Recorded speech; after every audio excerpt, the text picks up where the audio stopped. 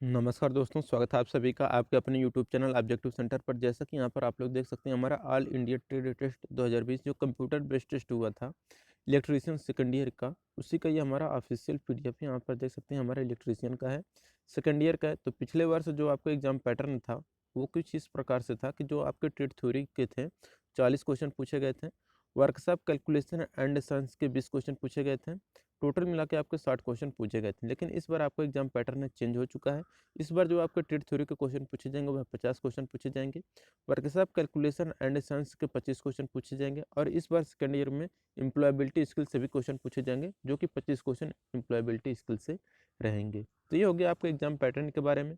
अब यहाँ पर हम लोग देख लेते हैं कि जो पिछले वर्ष क्वेश्चन पूछे गए थे किस तरह के क्वेश्चन पूछे गए थे। तो देखिए दोस्तों, यहाँ पर हमने दो सेट हमने पहले से ही प्रोवाइड कर दिए हैं आपको, जो कि आप देखे हैं तो ठीक है, अगर नहीं देखे हैं आप लोग डिस्क्रिप्शन बॉक्स में जाए, वहाँ पर हमने लिंक दिए दिया है, आप वहाँ से देख सकते हैं। अब क्या है कि 4 सेट टोटल आपके बने थे पिछले साल में।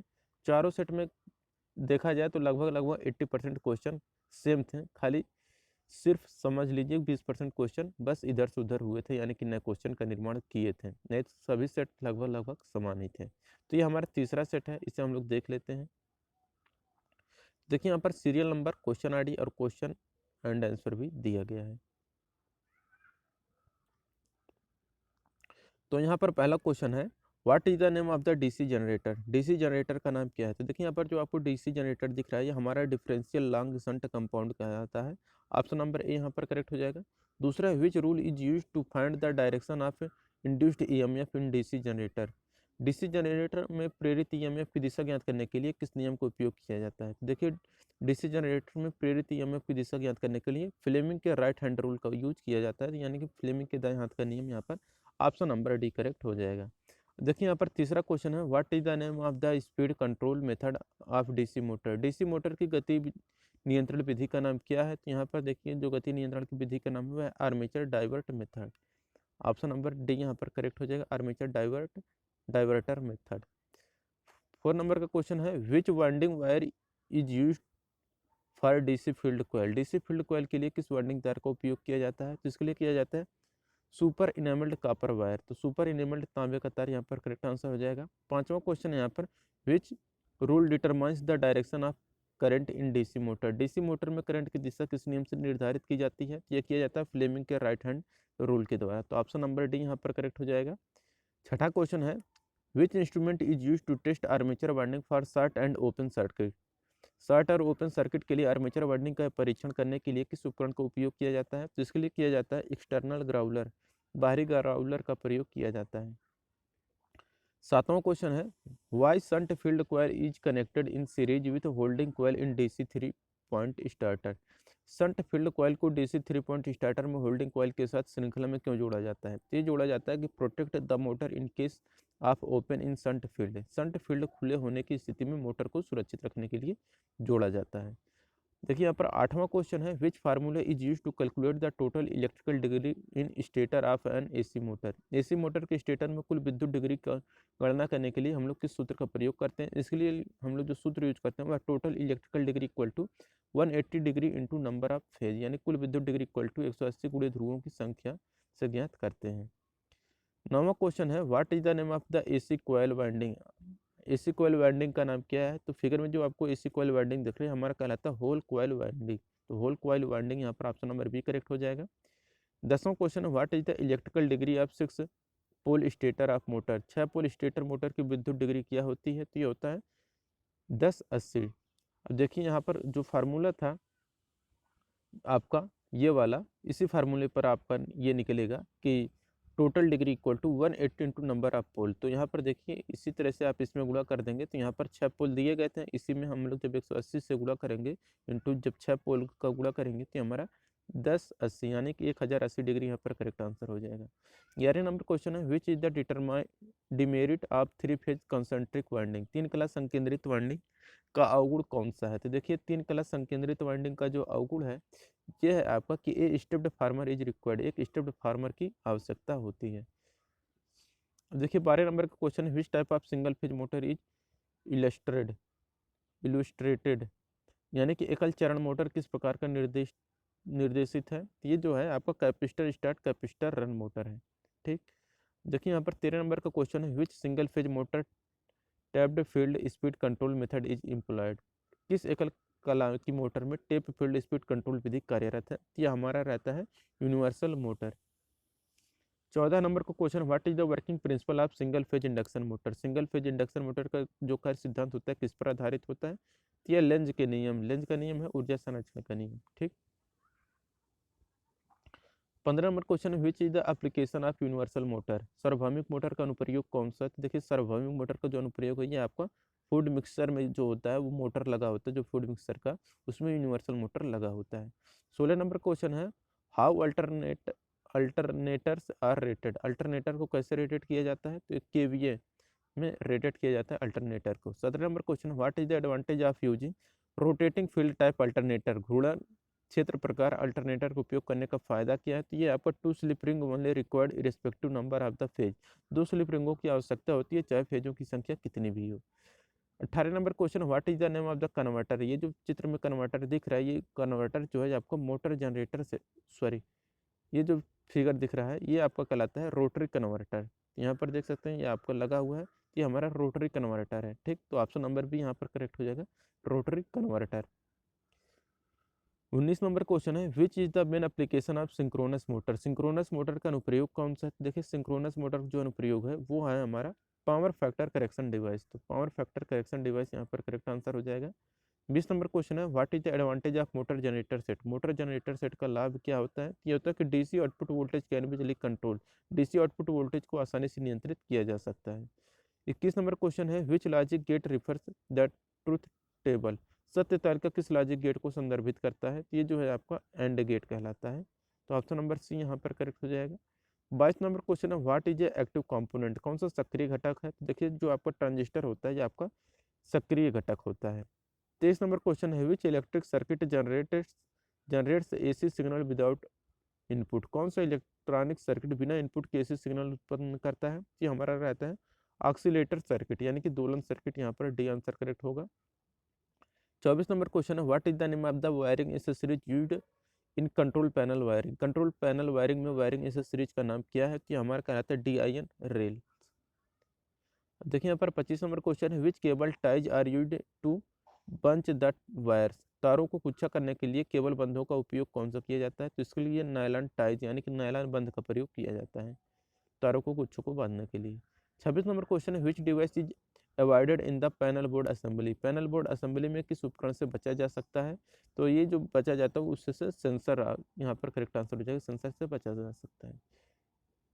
27 नंबर क्वेश्चन है, what is the electric drive? Electric drive क्या है? तो देखिए जो इलेक्ट्रिक ड्राइव होता है ये होता है आपका an electromechanical device for controlling motor. Motor को नियंत्रित करने के लिए एक यांत्रिक उपकरण होता है इलेक्ट्रिक ड्राइव। 28 नंबर क्वेश्चन है, what is the name of the component mark as the X in the block diagram of AC drive? AC drive के ब्लॉक आरेख में एक्स के रूप में जो चिन्हित घटक है ये हमारा डीसी बस है। तो ऑप्शन नंबर बी यहाँ पर करेक्ट हो जाएगा, डीसी बस। 29 नंबर क्वेश्चन है, which drive is classified according to mode of operation? Operation के मोड के अनुसार किस ड्राइव को वर्गीकृत किया गया है? किया गया है continuous duty drive. Option number D यहाँ पर करेक्ट हो जाएगा। 30 नंबर क्वेश्चन है, what is the minimum permissible single phase working voltage if the declared voltage is 240 volt as per ISI? यदि ISI के अनुसार घोषित वोल्टेज 240 वोल्ट है तो न्यूनतम अनुमत एकल चरण कार्यशील वोल्टेज क्या होगा? तो ये होगा आपका 228 वोल्ट। अब देखिए 31 नंबर क्वेश्चन है, which term refers that the mass of a substance liberated from an electrolyte by 1 coulomb of electricity? किस शब्द से तात्पर्य है कि किसी पदार्थ का द्रव्यमान इलेक्ट्रोलाइट से 1 कूलम्ब विद्युत द्वारा मुक्त होता है? ये होगा आपका इलेक्ट्रोकेमिकल इक्विवेलेंट, विद्युत रासायनिक तुल्यांक यहाँ पर करेक्ट आंसर होगा। 32 नंबर क्वेश्चन है, what is the full form of abbreviation UPS? संक्षिप्त नाम यूपीएस का पूर्ण रूप क्या है? ये कहलाता है आपका अनइंटरप्टेड पावर सप्लाई, निर्बाध विद्युत आपूर्ति। 33 number question, what is the full form of PWM? PWM का फुल फॉर्म क्या है? तो ये आपको कहलाता है pulse width modulation. 34 number question, what is the name of the material used for making photovoltaic cell? Photovoltaic cell बनाने के लिए किस सामग्री का प्रयोग किया जाता है? तो इसके लिए किया जाता है सिलिकॉन का प्रयोग। 35 नंबर क्वेश्चन है, which is the conventional power generation? तो कन्वेंशन यानी कि पारंपरिक बिजली उत्पादन कौन सा है? ये हमारा थर्मल पावर जनरेशन जो है हमारा कन्वेंशनल पावर जनरेशन है। 26 नंबर क्वेश्चन है, what is the insulation resistance between any two conductor in a medium voltage domestic installation as per Indian electricity rule. Indian electricity के नियमों के अनुसार मध्यम वोल्टेज घरेलू इंस्टॉलेशन में किन्हीं दो चालकों के बीच के इंसुलेशन प्रतिरोध क्या होता है? ये होता है more than 1 mega ohm, 1 mega ohm से ज़्यादा होता है। 37 नंबर क्वेश्चन है, what is the name of the insulator used in OH line. OH लाइनों में उपयोग किया जाने वाला इंसुलेटर का नाम क्या है? तो ये इंसुलेटर है, ये हमारा साइकिल इंसुलेटर होता है। 38 नंबर क्वेश्चन है, what is the reason of keeping binding wire gap too close the very tight in pin insulator. Winding wire gap को बहुत पास रखने और पिन इंसुलेटर में बहुत टाइट होने का क्या कारण है? इसका कारण होता है अवॉइड स्पार्किंग, स्पार्किंग से बचें। 39 नंबर क्वेश्चन है, how the rapturing capacity of circuit breaker is rated. Circuit breaker के टूटने की क्षमता का मूल्यांकन कैसे करते हैं? तो यह हम लोग MVA में करते हैं। ठीक। 40 नंबर क्वेश्चन है, विच relay hold their contact in position after power is cut off. Power cut off के बाद कौन से रिले अपने संपर्कों में स्थिति को बनाए रखते हैं? ये होता है हमारा लैचिंग रिले। तो लैचिंग रिले यहाँ पर आपका नंबर डी करेक्ट होगा। 41 नंबर का देखिए यहाँ पर जो आप क्वेश्चन स्टार्ट होगा हमारा वर्कशॉप कैलकुलेशन एंड साइंस का क्वेश्चन है, which is the law of friction. घर्षण का नियम क्या है? तो देखिए घर्षण का जो नियम है ये आपका friction force is independent over the area and shape of contacting surface. घर्षण बल क्षेत्र और संपर्क सतहों के आकार पर स्वतंत्र होता है। 42 नंबर क्वेश्चन है, which depends on the frictional force. घर्षण बल पर कौन सा निर्भर करता है? तो देखिए घर्षण बल जो होता है ये हमारा कॉन्टैक्ट सरफेस यानी कि संपर्क सतह पर निर्भर करता है। 43 नंबर क्वेश्चन है, what causes the efficiency of a machine by maintaining the lubrication. स्नेहन को बनाए रखने के द्वारा एक मशीन की दक्षता का कारण बनता है, वो रहता है कि इंक्रीज होता है। तो स्नेहन करने की जो इंजन की दक्षता होती है वह बढ़ जाती है। 44 नंबर क्वेश्चन है, what is the weight of an object could be moved by a force of 30 kg, coefficient of friction is 0.0125। यदि घर्षण गुणांक 0.0125 है तो किसी वस्तु को 32 kg के बल द्वारा स्थानांतरित किया जाता है। तो आपको भी पता होगा F equal to mu into R होता है। तो हमें क्या करना है, बताना है हमें यहाँ पर आर का मान। तो आर का मान ज्ञात करने के लिए हम लोग क्या करेंगे, जो हमारा बल है 30 है, म्यू का मान हमारा कितना है 0.0125। इसको जब हम लोग सॉल्व कर लेंगे तो यहाँ पर हमारा 2400 आंसर नंबर डी करेक्ट हो जाएगा। 45 नंबर क्वेश्चन है, which state the equilibrium example is an cone resting on its tip. संतुलन का उदाहरण किस अवस्था में शंकु अपनी नोक पर विश्राम करता है? तो ये आपका होता है अनस्टेबल। ऑप्शन नंबर सी यहाँ पर करेक्ट हो जाएगा। 46 नंबर क्वेश्चन है, what is the name called biggest chord of the circle. चक्र का सबसे बड़ा जो चाप होता है उससे क्या कहते हैं? तो उससे हम लोग बोलते हैं डायमीटर यानी कि व्यास। 47 number question, what is the diameter of the circle if the circumference is 31.4 centimetre. यदि परिधि 31.4 सेंटीमीटर है तो वृत्त का व्यास क्या होगा? तो परिधि यहाँ पर देखिए होता है 2πr। इस 2πr का मान दिया है 31.4। वृत्त का व्यास देखिए होता है जो होता है वह होता है डी इक्वल टू होता है आपका 2r। यानी यहाँ पर हमको 2r तो मिल ही गया है, 2r मिल गया, यानी कि हमें क्या करना है 31.4 में हम लोग पाई से भाग दे देंगे तो हमारा करेक्ट आंसर क्या हो जाएगा? यहाँ पर 3.14 रख देंगे पाई का मान। इससे जब काटेंगे तो ये हमारा 10 बार में कट जाएगा। तो यहाँ पर ऑप्शन नंबर बी यहाँ पर करेक्ट हो जाएगा। 48 नंबर का question, what is the multiplication value of 5a² into 8a⁴ अब देखिए यहाँ पर 8 का गुणा जब 5 में करेंगे तो 8 × 5 = 40 हो जाएगा। a² का गुणा जब a⁴ में होगा तो a⁴ हो जाएगा। b into b³ into b⁴ option number A यहाँ पर करेक्ट हो जाएगा। 49 number question, what is the value of any number raised to the power of 0। 0 की घात में उठाए गए किसी भी संख्या का मूल्यमान कितना होता है? तो यह 1 होता है। 50 number question, what is expanded form of a³ - b³। a³ - b³ का फुल फॉर्म क्या होता है? ये होता है आपका a³ - b³ का जो पूरा एक्सप्रेशन होता है ये होता है आपका a - b एक कोष्टक में, दूसरे कोष्टक में a² + b² + ab होता है।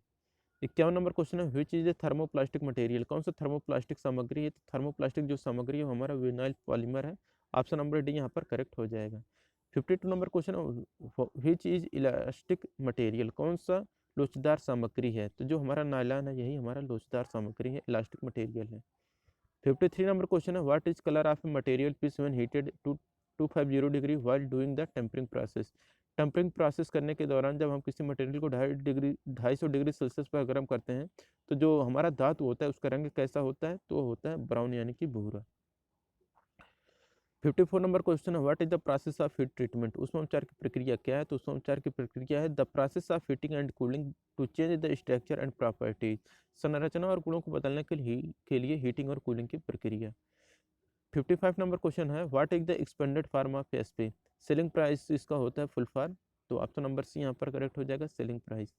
56 नंबर क्वेश्चन है, what is the denoted as capital I के रूप में हम लोग इंटरेस्ट को व्यक्त करते हैं।